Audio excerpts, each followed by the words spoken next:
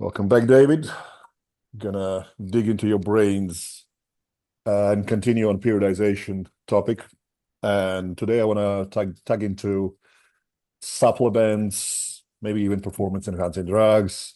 Very popular now are peptides and so on and so forth. Uh, and before we even go there, I think it's quite super important to kind of acknowledge that just because you hear something somewhere, you need to be cautious about whom are you listening to.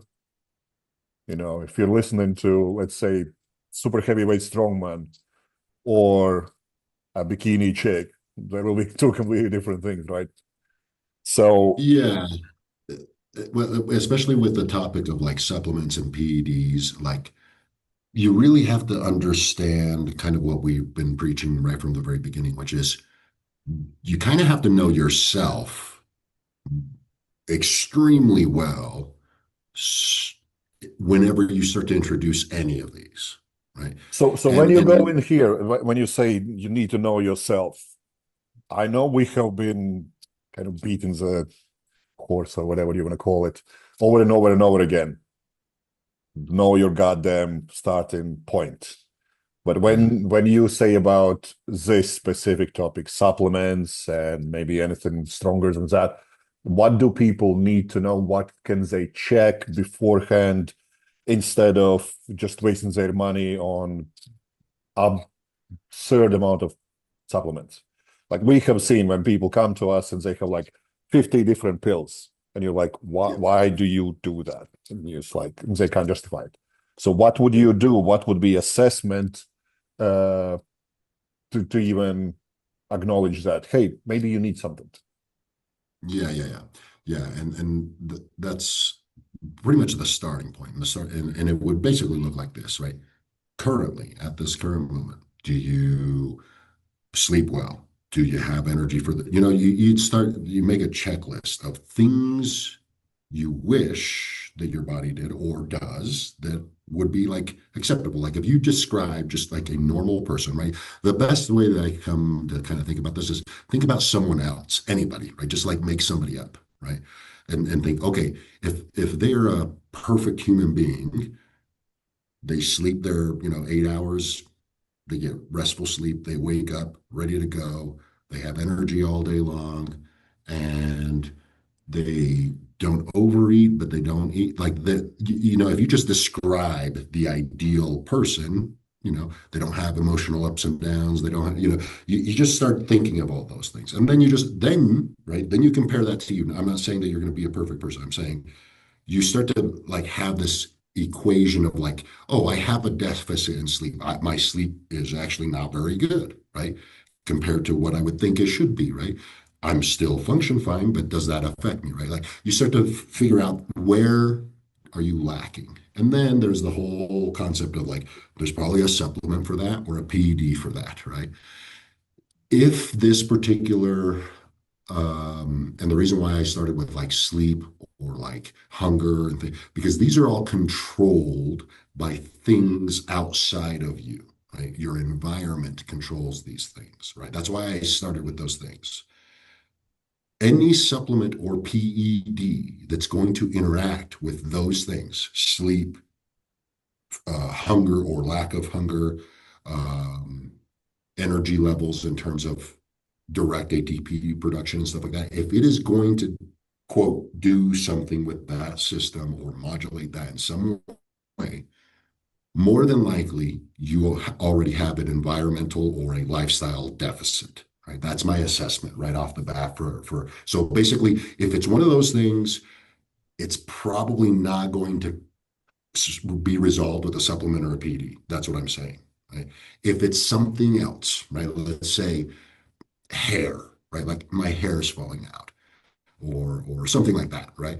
Or then I would say there are some supplements, right? Because a lot of the time it's more of like a nutritional, right? Like some either a particular vitamin or mineral that you're not getting, maybe three or four of them or whatever, right? And so I have seen some people that respond appropriately to some stuff like that, right? Like vitamin and mineral supplement for like hair and nails and stuff like that totally could help, right? but hair and nails has that they are controlled by the circadian mechanism, but they're not inputs to the circadian mechanism, right? Like sleep, right? Hey, if your sleep gets too distorted, it messes everything else up. Or if your energy levels get too distorted, it messes everything else up, right? So if it's not those things, right? If it's not a base connection to the circadian inputs, then I'd say, okay, a supplement or a PED is probably something that you could try. And this is where the knowing yourself comes in. You look at yourself, right? Let's just keep going with the hair thing because it's easy to talk about, right? So you notice, okay, you take some pictures, right? Take some pictures of the hair, take some pictures of what it looks like. You start taking the supplement.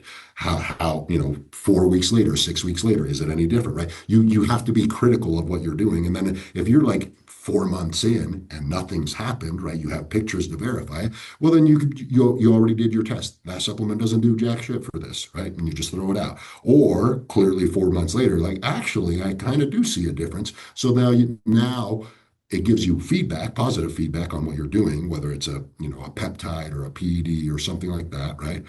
Um, that's giving you positive feedback, and then you go, okay, why, right? We know that let's just say it's a copper peptide for hair or something like that, right? Then you would know, okay, maybe I do have a copper deficit, right? I'm taking a copper peptide. It's clearly helping with my hair. Go get a serum blood test for copper, both in the blood and in tissue, right? And then you can get a more proper assessment of like, oh, actually, I am a little bit copper deficient. Change your diet a little bit. Next thing you know, you don't need the peptide. Your hair grows back. You see what I'm saying? Like when you actually know yourself or know, and again, hair is an easy one to kind of talk about because you're visually going to see it. And this is why I'm saying that know yourself comes into play. You got to have some blood work history. You either got to know how to read it yourself or have somebody to do it for you, depending on what it might be, right? Because you mentioned supplements, peptides. Peptides are a big, big, big deal. A lot of these peptides are things that you're not even, other than healing peptides or hair peptides, you're not really going to know how to track whether it's doing anything or not, right? Like a lot of these new, like for example, one that I know that works fairly well, but you don't really know how to track it is something called MOTS-c, right? MOTS-c is a peptide that is a mitochondrial peptide. It is not derived from mitochondria like other peptides, right? That naming doesn't really clarify what it is. This is an actual peptide that interacts with the mitochondria. In other words, it influences the mitochondria directly. MOTS-c, think of it like dialing up the switch to summertime mode in the mitochondria. Essentially, it lets you get away with less sleep. It lets you feel energized most of the day. It doesn't give you energy. It just makes it easy for you to be just like, oh, okay, I'm completely recovered. Kind of like summertime, right? Summertime, you can be, especially if you get a lot of outside time, you're basically active all day long. You feel great. And come nighttime, right, you'll go to bed and you'll get 4 or 5 hours of sleep, wake up and do it all over again for a few months. And it doesn't really seem to wear you out. That's kind of what MOTS-c does. So you can kind of tell that it's doing something, but it's not like caffeine, right? Like you're not just awake. You just don't feel tired, even though you're pulling long hours and short sleep, right? You already kind of have that genetically going on for you. So you might not notice something from MOTS-c versus somebody else who has a completely different, hey, I can't seem to get enough sleep, right? And you give somebody MOTS-c that has that, you might find that, holy crap, that's life changing. You see what I'm saying? A lot of this peptide stuff is going to be like that. That's even if it actually has any validity. Like we've talked about some potentially dangerous peptides, because of knowing how they work. So that's one thing. The knowing yourself in the peptide world also comes down to you kind of got to know exactly how it's doing what it's doing. So if peptides that don't have a clear mechanism, I would totally not engage with because you really got to understand some positive things that can be said about, like, we'll just say, SS31 is a mitochondrial peptide as well, but it is synthetic and it directly stops cardiolipin. We've done a little video on this before. And basically what it does is it predisposes you to having an accumulation of cancer depending on time and length of taking this particular peptide. They're uh, supplement websites that are selling it, right? Because this is not the company who started this peptide research abandoned it because of this risk, right? But the people that are selling it are advertising it as, oh, this makes it so that your mitochondria keep running and it helps your mitochondria keep running and keep making ATP and you feel great, et cetera, et cetera. Well, then you look at the mechanism of how it's doing it and you're like, oh, that actually doesn't sound like something you want to do, right? Even though in the short term it's going to give you positives, right? A And this is lot what of you just said, that you feel like good and whatnot. And I've had conversations a lot with people. Yeah, I'm taking this and it makes me feel great. And I'm like, are you sure it's a good thing? Well, it's not surprising, right? And the reason why I'm saying that is because of, and I know I've shown this a bunch of times, right? There's the graph that goes from amino acids, tyrosine and phenylalanine, and they go to T4, T3, melanin, dopamine, noradrenaline, and adrenaline, right? What does that mean? Like, I know that doesn't mean a lot to most people, but what that means is this: if you, right, are feeling good because let's just say you either fasted or you're taking this thing or whatever, what does that mean? That means you're running through that cycle faster, right? You're catabolizing things. Your stress is a catabolizing event, right? Like just being stressed, it does that, right? Any of these things, being stressed in any hormetic way, that could be fasting, that could be basically anxiety that's manifesting or any of that type of stuff, or even exercising, right? Whenever you do any of those things, you're going to deplete melanin into dopamine. You're going to feel good. And it's going to give you energy because it's going to eventually override and overrun and go into adrenaline and noradrenaline, right? So it's not surprising that under stressful situations that you willingly put yourself in, that you're getting a massive dopamine hit, a massive adrenaline hit, and noradrenaline hit. You're probably going to feel good, right? Especially because you're in your mind, right? So let's just talk about fasting for a moment, right? Like if you fast and you set the goal, I'm going to fast for 24 hours. At the end of those 24 hours, yeah, it might feel a little off, right? But you did it and you feel great and you break your fast. Then you go to 48-hour fasting, and now it becomes a task, right? Like the second day is much harder, et cetera, all of that type of stuff. And so yeah, you're going to be a little bit stressed, and that stress is going to cause a little bit extra dopamine reaction, a little bit extra noradrenaline reaction. You're going to actually probably feel pretty good emotionally and mentally speaking for a little while. And the more you do that, the more it can do that. Now, as far as like the SS31, it's kind of doing the same thing because it's allowing more stress to accumulate, right? So think about what I just said. The cardiolipin is supposed to release from a mitochondria that's faulty and then get recycled. That mitochondria gets recycled.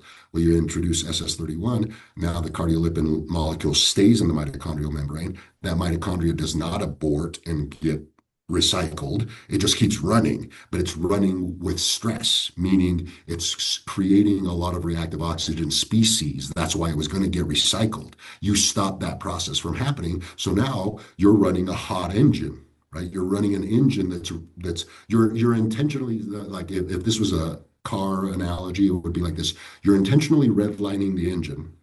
The engine starts to kick back hey, I can't handle it anymore. Instead of letting off the gas and maybe seeing what's wrong, you just push the gas pedal harder and then roll up the window so you can't tell, right? So now you can't hear the engine, right? That's essentially what you did in that scenario.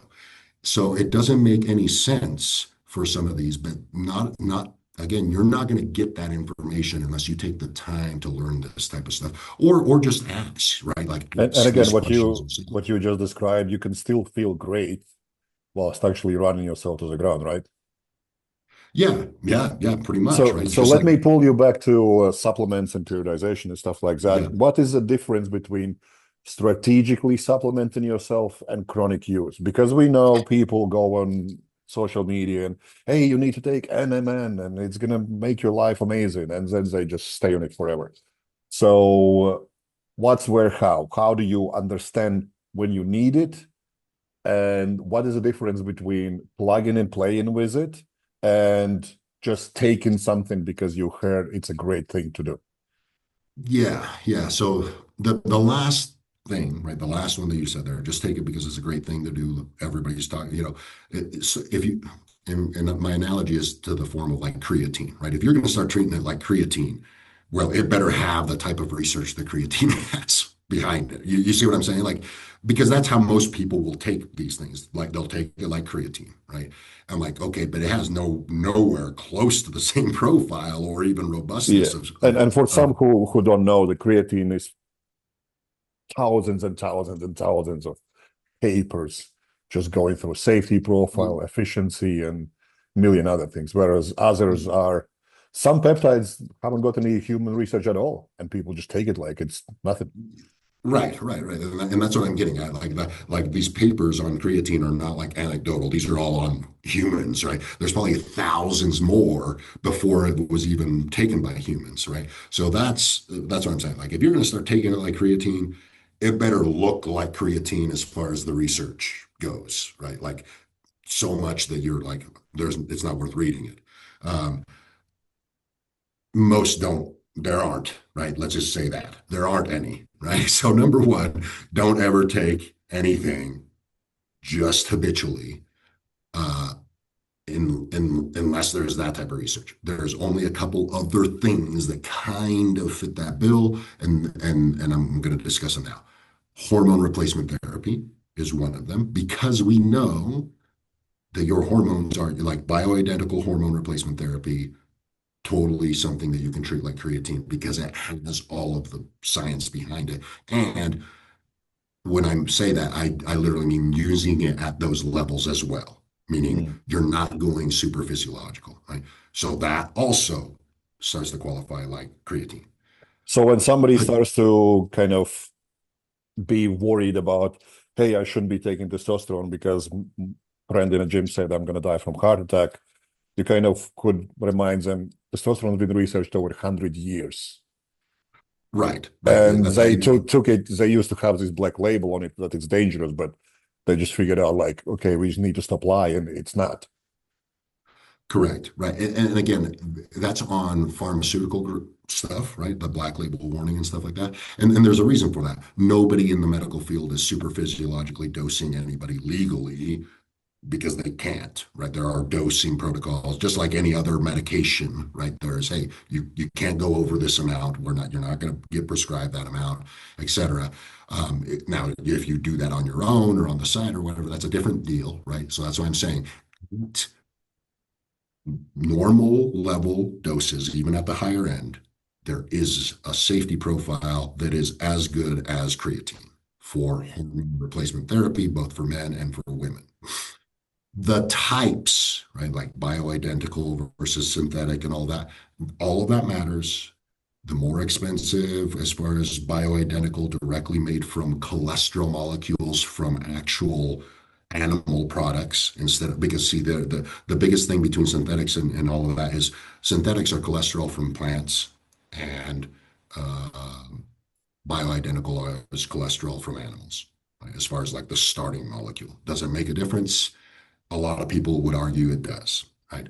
And I would say it probably does. So there's that point. And then anything besides those, right? So these are things that your body already makes that you are going to dial up or down depending on what you need. So when you're talking about periodizations, that was creatine and maybe hormone replacement therapies that you could rely chronically using without running into much Yeah. of an issue. What about something as multivitamin or omega oils or stuff like that? Do you Yeah. would you rely on them chronically, or would you still do some blood tests, or what's the best way of going with these? Well, So first of with all, those, multivitamin is like very broad. I'm throwing you kind of like a not very forgiving topic because multivitamins are very different depending on a brand. right, right. And so that's why I'm going to say the way that I say most of this multivitamin, all of that type of thing, it should be coming from the diet, right? Like that's just as simple as it really needs to be said, right? Like you really shouldn't be deficient in multivitamin. Now, is that the truth? No, right? So then you go, okay, now you got to look at the diet and be like, what am I missing, right? And I'm not saying you got to get all the multivitamins. I'm saying, uh, are your proteins coming from animal sources? Where are those animal sources? Are you buying them from the store? Is it local, et cetera? Those will start to matter independently on what should be in that protein, right? And that's going to be things like your B vitamins, things like your iron, and things like that, right? If people eat just regular grade, uh, proteins, animal proteins, they're probably going to meet all of those. So you're not going to need a B vitamin supplement and all that, unless you have some blood work that says otherwise, right? So this is where blood work and taking an honest look at what you eat plays a role on what am I going to supplement, right? And most things that I find that people need to supplement are just kind of they're just not going to be able to do it from food without doing some things that they don't want to do is omega-3s, selenium, iodine, things that come in seafood, right? So that's where I would go. I would go with like a whole freeze-dried food product first, right? So maybe like some freeze-dried oysters and maybe an organ meat of some kind of freeze-dried origin. And then, and only then, if you have blood work, would I supplement something like selenium, iodine, or more omega-3s. Now, the omega-3s, again, you're going to have to get that from omega-3s. The thing that makes the difference there is that it has to be from, or has to be in an SN2 position. What does that mean? That means that certain omega-3 products, if they are vegan, for example, they don't make a lot of that, like they're using algae or things like that to make the omega-3s. Those plants don't put it in a SN2 position as much as animals that make the omega-3s. So you're just going to have to consume a lot of it, is what I'm saying, right? So if you actually go with the actual fish, you're going to get a bunch of it. If you're doing an omega-3 product, you're going to need about, that's coming from fish oil, you're going to need about 3 to 4 grams. If it's coming from algae, you're just going to spend a lot of money on it, but you would need about you'd probably need about 6 grams. You need a little bit more than the fish version. And those are really the only supplements that I say most people, right, without even knowing your blood work, you're probably going to need something like that unless you already eat a lot of seafood. And the answer for most people is I don't, right? That's not for everybody, but most people just don't. They just don't. And so, but they do eat meat mostly, so they don't really need B vitamins and all, iron supplements and stuff like that, unless you're having that.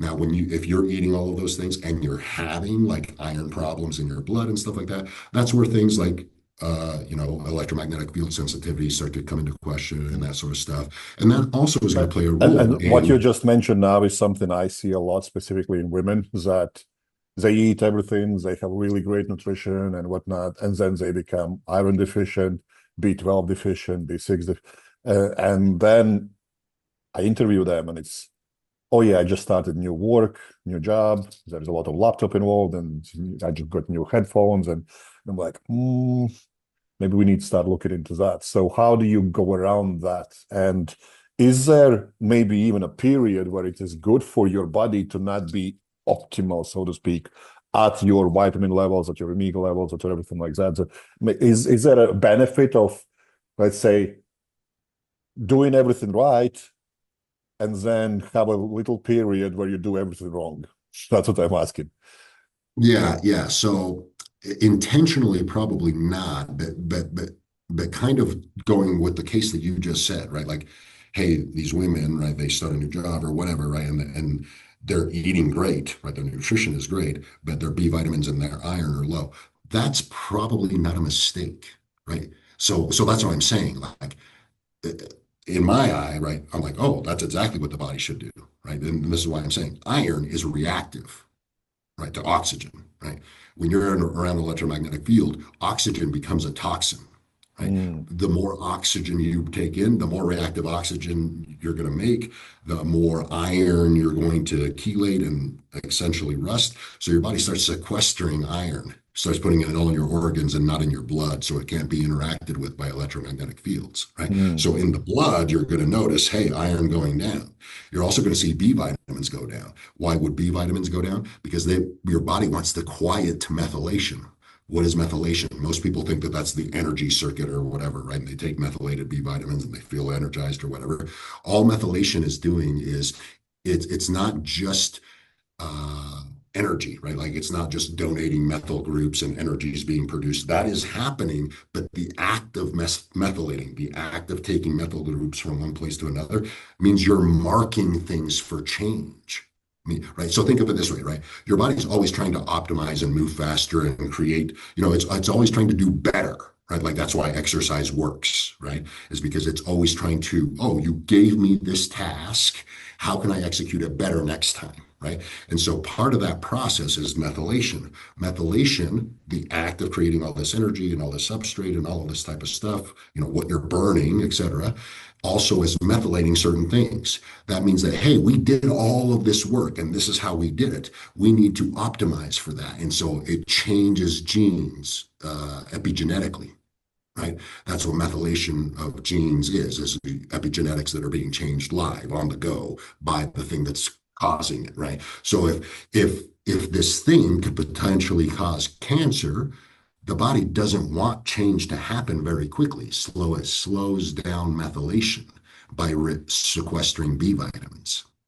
So you basically answered my question in a kind of roundabout ways that instead of looking for, oh, this is bad, reassess your lifestyle before Every time. throwing any kind of supplement on top of it and stuff like that. Because even if you're doing all the right things and everything should be correct and everything should be working in 100% capacity, and if it does not, doesn't mean that you are lacking something. It's probably you are putting too much stress on your body, and you would really benefit from reassessing that before masking the issue with supplement. Yeah, 100%. Right. So let's just continue on with this little analogy here, right?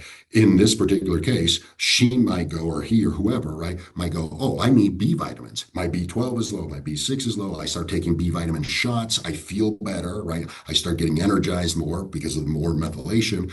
But in the long term, that might come back to bite me in the butt with some kind of an illness that I didn't expect, right? Now, that I'm not saying that would happen. I'm saying that could be a scenario, right?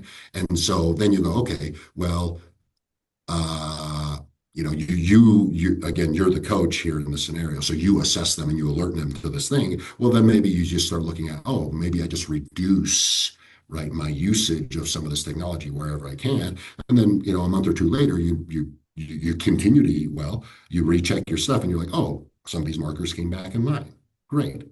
Well, it's Now I like don't when have to we take were this. looking at my blood test when I was traveling a lot, like every 2 weeks, I was traveling like Yeah, yeah. on different continent, and my blood test was complete mess.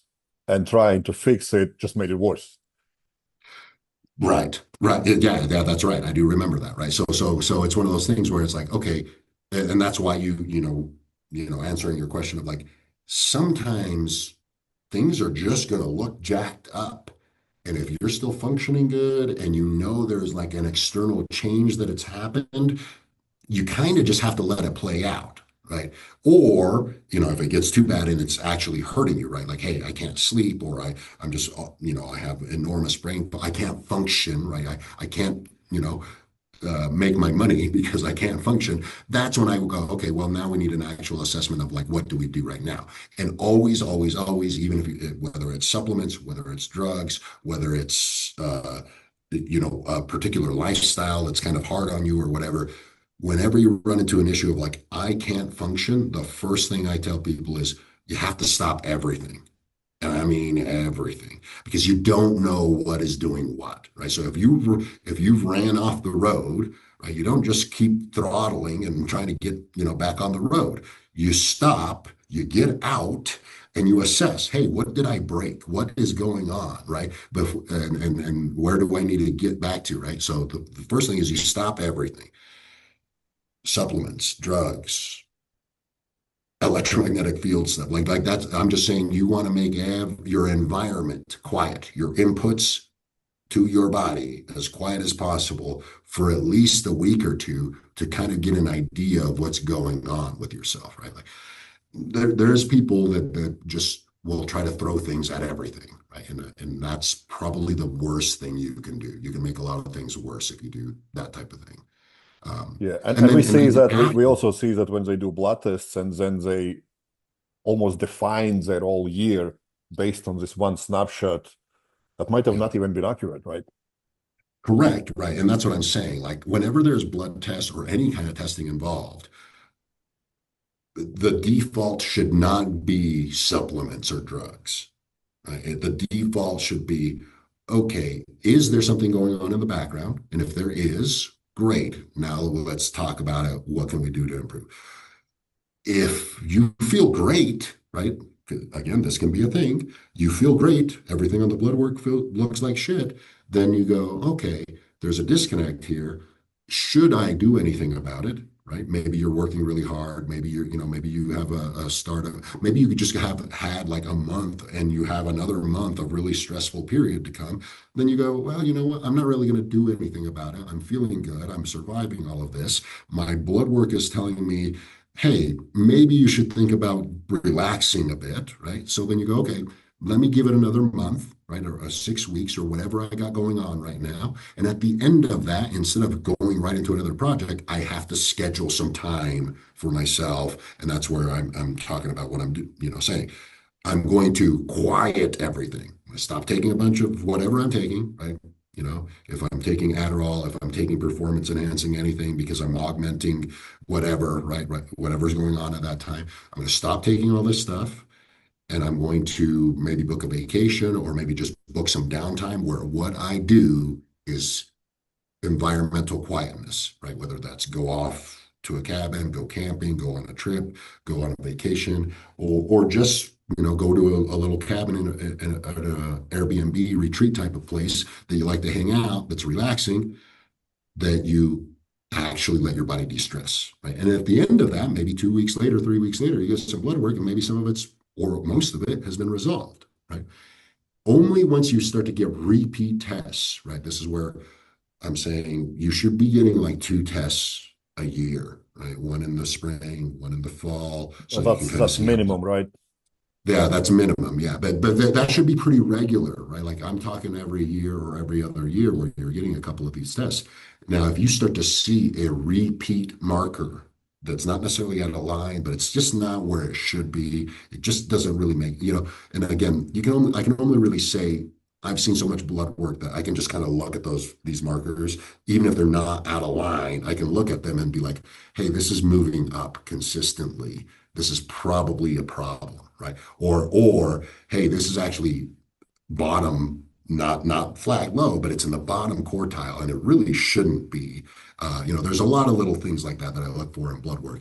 And after you have a year of that type of stuff, then you can actually start going, oh, you know what? Supplementally, you could probably take this and it's going to help. A lot of the times, I'll be honest, most of the supplements that I recommend these days, very few are outside of that omega-3 seafood complex, right? Mm. Most of the other supplement stuff is light related because we're just getting to the cusp now where there's quite a few companies that are making some legitimate machines out there that are targeting opsins that are very specific wavelengths, very specific pulsile stuff. Like EMR Tech is a good one. They're getting all the UVA, UVB, and infrared, all the infrared cycles. Chroma is another one. Chroma Light Therapy. They're making lights that target all 5 opsins in the body, and on top of that, vitamin D production. There is tanning beds now, very affordable, 10 grand or less. They're already coming with all the different light bulbs for UVA, UVB, and infrared already built into the bed and everything like that. So technology's kind of in the light world is kind of advancing in these last 2 or 3 years, where more often than not, I'm recommending that type of supplement for quite a bit of stuff. Most of the stuff that I recommend that type of stuff for is cholesterol stuff, sex hormone stuff, and vitamin D stuff. neurotransmitters, like you're a little bit depressed, or maybe you're on depression medication or stuff like that. That's also a good one that also works very well with tanning or supplementation. So more often than not, that catches a lot of people. Most of what I have people do these days is try to find a place that has that type of technology, like a tanning salon or something that has an infrared bed now. Or, you and a few friends get together and you buy yourself one. Like I said, nowadays the technology is advanced enough for like under 10 grand, you can get yourself a tanning bed, a full tanning bed with all of these light bulbs already put in it. So that's really good. That's a good sign, right? I couldn't say that 2 or 3 years ago. It was a lot harder to find beds with that type of technology, and it wasn't as cheap. Yeah, that's super important because I think we have a video on seasonal affective disorder, specifically where like how to get over those moods, because what you just highlighted as well is like your body might be feeling off, not because you're lacking supplement, but because you're lacking environment. Correct. And that's not something sometimes you can change. Like I've been now experiencing rain every goddamn day for 10 days straight. I'm like, you're Right. not gonna feel really good when you're having to be exposed to stuff like that. So then your tanning bed with specific lights might be very useful. What else there might be that people can kind of pick on? Because we are talking, I need to kind of come back, but we are talking with general population. Because with Yeah. professional athletes, it's going to be completely different. With someone with extreme issues, it's going to be completely different. Our goal is like, how do you feel more energized and how do you not fall into a pit that you can't climb out yourself, or going other way around where you're trying to climb out so hard that you overshoot and actually harm yourself by trying to do too much good. So what other things can be there that people might pick up that can almost immediately make them feel great from supplement standpoint, and maybe some kind of use, either acute or chronic use, that you would suggest? Yeah, so things that would definitely help most people, general population, is omega-3 content supplementation. If you can do that through whole foods, always the best. If you can do it through desiccated oysters and organ meats and stuff like that. But basically, you're looking at, if you just looked up, hey, oysters nutritional profile, right? You're going to find a lot of selenium, a lot of copper, zinc, iodine. So that's like 5 different things. Yeah, You and could you that's the take main those? difference that a lot of people kind of overlook. They are, oh, I don't like salmon, I'll just take omega-3s. They're like, yeah, but you're missing out on all these things that you just mentioned. Right, there's 5, not just one, right? I listed omega-3s last. Yes, that's going to be there. You can supplement all 5 of those separately. I've done that. I've seen that done. It works fairly okay. You can try to get those all together from a desiccated oyster supplement or something like that. Um, or you supplement them all individually. Those are hands down all going to be fairly beneficial for just about everybody. Some people might not get as much benefit because they already do eat enough seafood. And would you suggest to Another, do a separate test just for omega-3 index and yes, selenium yes, I and would totally iodine say that. and copper Yeah, amounts? I would say any information that you can get of those 5 supplements that I just Right. listed would be extremely helpful for future planning, right? As far as periodization goes, because Because that's what you're going that to is do. Like, definitely a more specific test that not yeah, yeah, the omega-3 index test, omega-3 to omega-6 ratio test, and then, on your blood work, the zinc, the copper, the iodine and selenium, those are going to be, you have to order those specific tests. They're not going to be broad for anybody. And then you can be more, hey, because these supplements are more like I said, closer to like plugging holes in your diet. So it's something that's going to be pretty consistent year round, right? And so if you don't need it, right, like your selenium in your blood comes back fine, then you probably shouldn't take it all year round, right? And so that sort of stuff. So that's where I would suggest those. That's how you periodize those. Then the sunlight thing, right? Like when do you start to supplement or periodize fake light, right? Tanning beds, EMR tech lights, whatever, right? And then for the most part, that's a winter type stuff, right? Like in the winter is where most people are going to not be able to execute on being outside regularly, or their environment, their that, wherever they live, is just not going to allow them. The weather is not good, right? For me, even though it's cold outside, I get a lot of sunny days, so I really don't need fake lighting like that. Now, for my wife, for example, she just can't stand the cold. So for her, it might be beneficial, right? And I have lights, right? So that's what I'm saying. Like you got to weigh that in and out, and then you plug in the supplemental light there. Would I keep the supplemental light year round? I'd probably try not to, especially if you do have a summertime where you live, right? I can't imagine anywhere where you don't get at least some time of the year where you get a lot of sunlight. I probably wouldn't do that with a fake light. And then, long game risk is that's how you play all of these. You try to take the least amount possible and you plug it in where you need it for sure, and you use it and exploit it at that time, but you don't overdo it. Um, Hormones, right? That's where you need to keep tracking your blood work, because your blood work is going to be able to tell you how you can push and when you got to come back if that's the type of stuff you're doing. And if not, you just keep a blood work or an eye on stable levels and how you're feeling, right? Yeah, and that's kind of like how I periodize supplements and PEDs. So that's very specific to the person, right? Like you got some blood work that tells you what's going on and when that person needs to dial things back or take a break from it, right? That can totally be a thing. And so yeah, the hormones require some blood work to actually do hormones well. And at a minimum, if you are replacing hormones, you definitely need those 2 tests a year, right? Because you're essentially, right, when you're talking about hormones, you're talking 2 different mechanisms at work as far as how you dismantle those hormones. In the summertime, it wouldn't surprise me if you can actually, and I've seen this, right? People that do get a lot of sunlight in the summertime but don't in the winter, their sex hormone production varies a lot from season, including the dismantling capabilities of the exogenous drugs that they're taking. So what I'm saying is this: the same dose will give you a different response in the summertime versus the winter time. You might not think it's the drug you're taking because you're taking the same dose, right?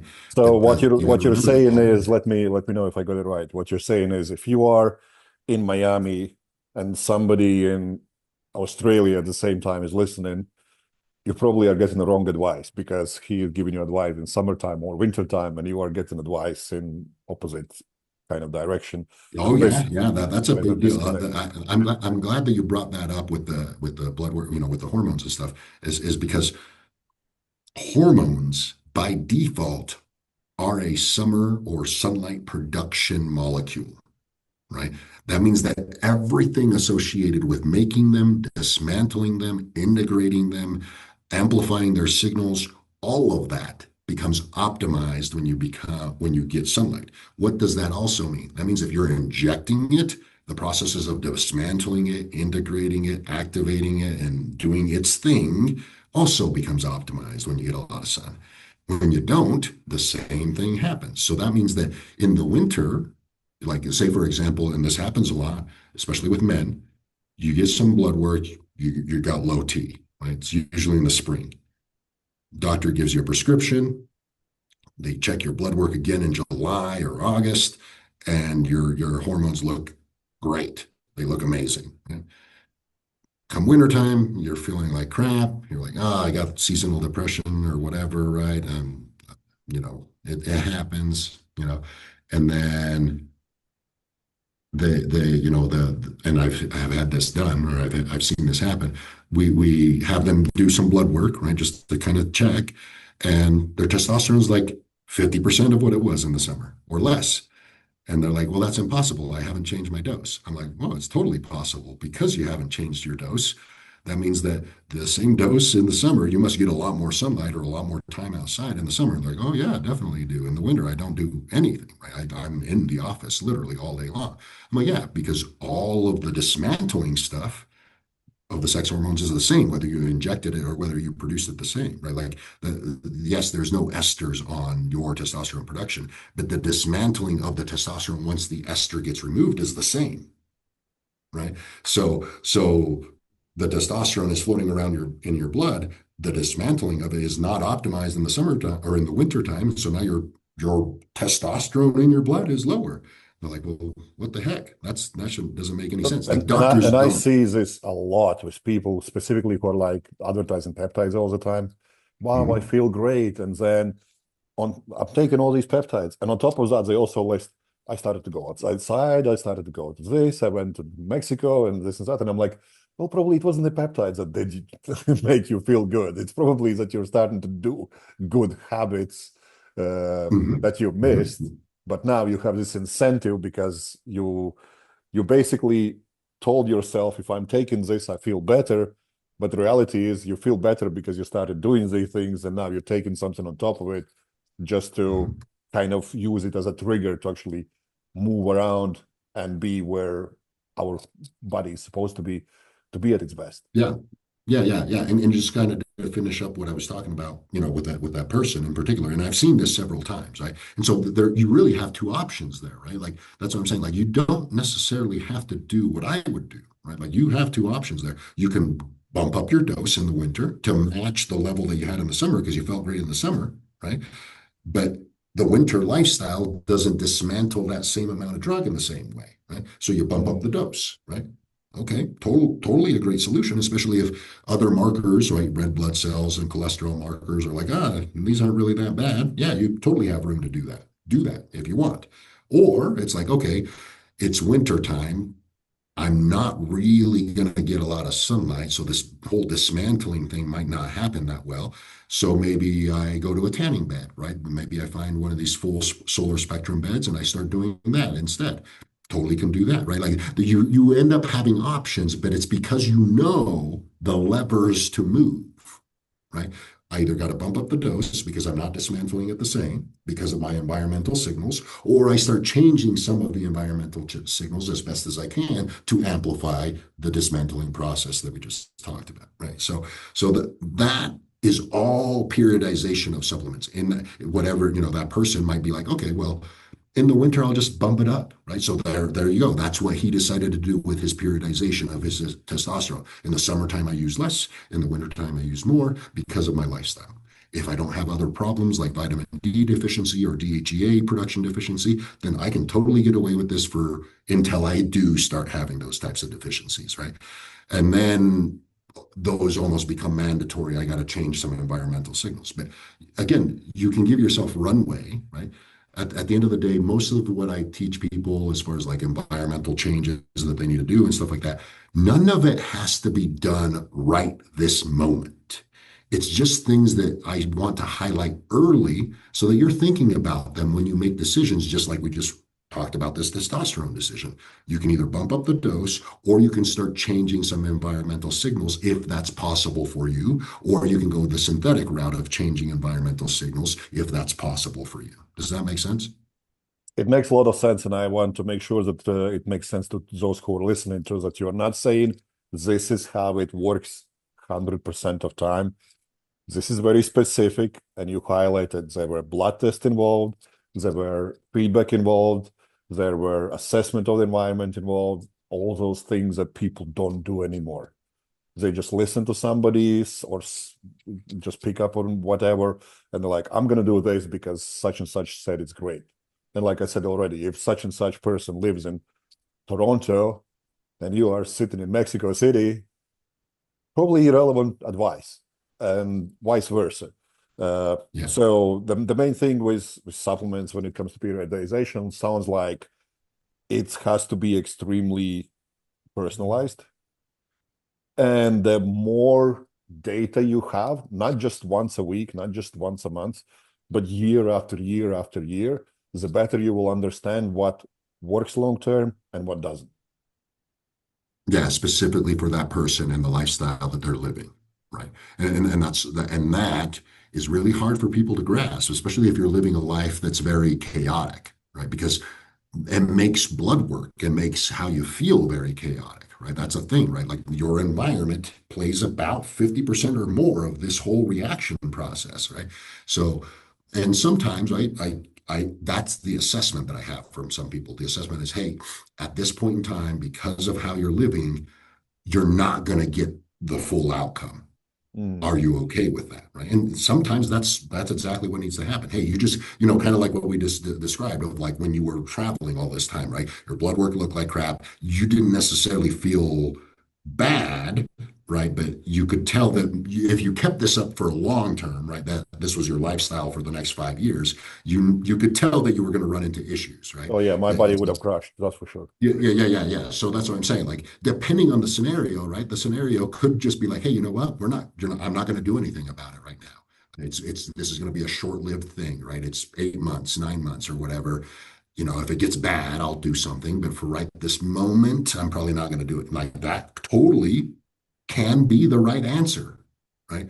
But I can't give you that answer or help you through that answer without knowing this information, right? And I want to highlight that specifically with you because that's exactly what we came to that, right? What was my advice to you? Well, don't take any of the shit that fixes this, right? Don't take any of the stuff that people like doctors or other people are telling you to take because I'm pretty confident that your body's doing this on purpose because of what you're doing. And as long as you're not feeling like shit, right? And that whole time you were like, I actually kind of feel pretty good, right? I can tell that I, maybe have some problems going on in the background, but overall I feel pretty good, right? So it's like, okay, well, just keep going, right? This isn't going to be a forever thing and just keep going and we'll keep an eye on things. But it wasn't, hey, we need to take things to correct things. It was, hey, just let it ride because your body's doing what it's supposed to be doing to keep you alive. Yeah, and again, it's data collection, like Right. knowing and understanding what it does. It's sometimes you can feel great and your body is giving you like I was feeling great, but I know if I had carried on traveling to a different country every 2 weeks for another year or two, I would have run into injury issues, I would have run into recovery issues, my thinking probe would suffer a lot, and so on and so forth. So that's why I kind of like I need to stop this for a bit. Yeah, yeah, yeah, yeah, yeah. And so again, all answers are on the table. I want to make that very clear for people.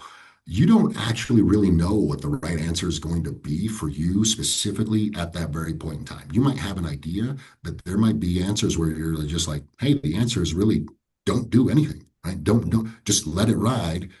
And sometimes the answer is, holy crap, you probably need to sell your place or sell your lease and move tomorrow, right? Like Yeah, yeah.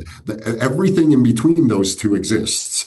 Yeah, and it highlights many things that I specifically see in like a Europe and UK, where people just advise generic supplement lists. I saw somebody advising 12,000 IUs of vitamin D a day, and I'm like, why? What's that gonna do? And Yeah, now yeah, that person is dead, and you're like, like it's tragic because you kind of trust into somebody, but where is the justification? Like I was working with rugby teams, professional rugby teams, under professional supervision.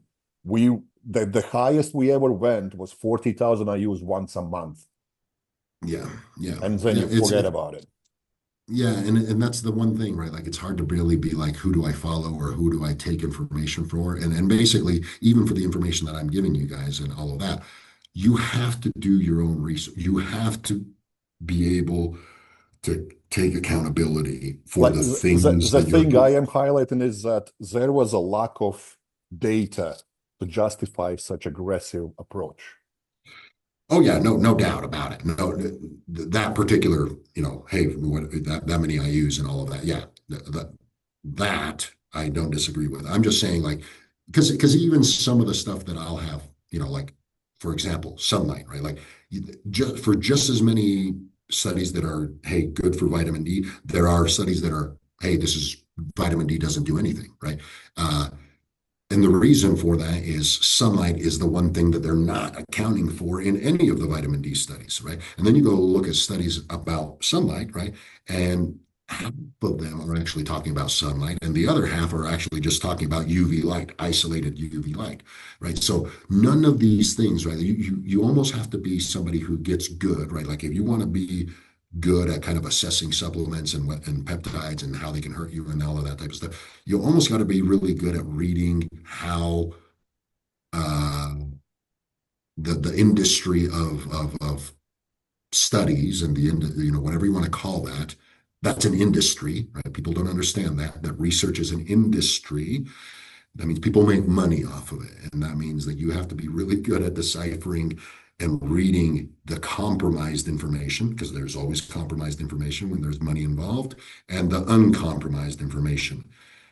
That is a lot harder to do and teach people, but it has, that's really what it comes down to when it comes to this type of stuff.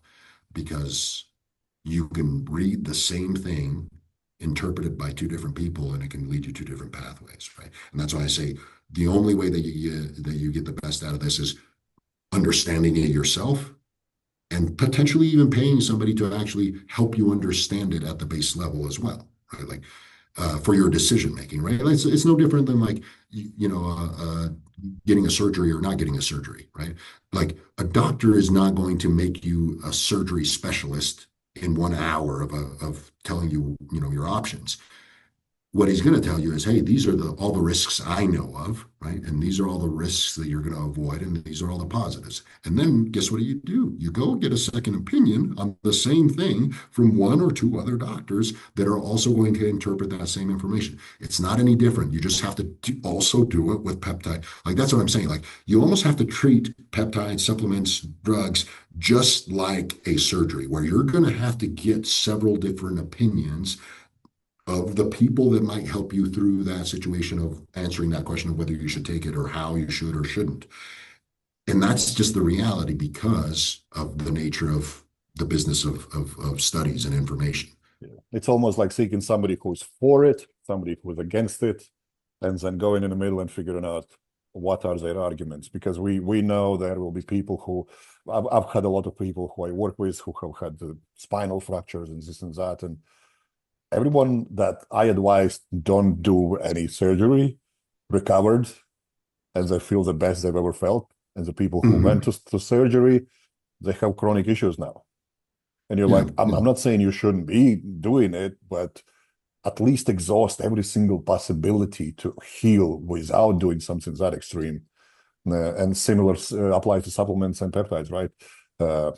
Find somebody who tells you go for it. Find somebody who tells you don't go for it, and then sit down and analyze why are they thinking the way they do, and if they can't justify their thoughts. And that's usually where you find the people that are just trying to sell you something, right? Because their thoughts are always positive about the thing that they're, like there's no bad things. I'm a longevity doctor. You need to take this, and you're like, right. And they just keep repeating. When you ask them for more information or actual details or whatever, oh, it's just good for it. Right. It's just good for it. Right. I'm like, okay, well, that doesn't cut it for me. Right. And so then you go talk to somebody who's maybe not for that particular thing. And then you go, why? Right. And then they have actual details. And then you can look into those details for yourself. Right. Like that's just honestly, it's going to anybody who's lazy about doing their homework are the people that get captured on this thing of supplements and peptides, and I'm just going to, I end up with 50 of them, right? That's because of you're not doing your homework, right? You're just literally taking people's advice and that's it, right? That's just the reality. Most people that actually do their due diligence, actually do their homework, that I find that, immediately, like if I find somebody that's just like, hey, I take some of my omega-3s, take a little bit of beef liver supplement or whatever, and that's it. That's all I take. Or I don't take anything, right? And then most of the time, those people, even though they might have problems, those problems resolve themselves actually quite quickly when you just get them in the right environment. When you have somebody who has like 50 different supplements, almost immediately, I know that it's going to be a struggle, because the first struggle is going to be getting them off of all the things that I don't want them taking. The next struggle will be like, only take these specific ones, right? Not the rest, or not combinations. And then the next struggle after that is, okay, once we've whittled all that down and you're only taking the base stuff that I want you to take, we don't need to talk about supplements anymore, right? Like all they want to, like every week is, oh, what about this other supplement that I wasn't taking that I want to take now, right? Like that's the journey that I'm going to have to help them get through. I'm like, no. The environment is the thing. You're taking the right supplements. We don't need to add more supplements. Like that's actually the battle when I get people that have lots of supplements, lots of peptides, is literally getting a grasp of how their body is functioning. Like, because all of these, specifically peptides, they're active right away. Your body is, when you take them, your body is no longer functioning under natural rules, right? If you've augmented them or changed them in some way the moment you inject a peptide. So half of the time, it's like, if I haven't worked with you for a while, and you come taking a bunch of that type of stuff, I probably cut out half or as much as I can, right? Because I got to get a feel for what actually is your body doing. And that's really the only way you can start periodizing supplements and training and all of that type of stuff is, going back to our original point at the very beginning, where the hell are you right now? Both energetically, mentally, physically. And if I can't get a good grasp on that, I really don't know which way to push you or which way to coach you. Yeah, I love you using the concept of what is the minimum amount of something we need to get the benefit, because there is always cost involved for anything. And when it comes to supplements, I usually have training day supplements, rest day supplements, and supplements for days when you have completely fucked up. Yeah. I'm probably less. I'm probably less of that. Right now, I don't work with really, really, high end athletes a lot. Right, I have like one or two, so I haven't really developed like that type of strategy. And again, that becomes athlete specific. That really does. Yeah, not everyone ever reaches that point. Yeah, correct. Yeah. All right. Thank you, David. I'm mindful that I need to let you off. Been insightful as usual, and I'll see you in next week. Awesome, man. Thanks a lot.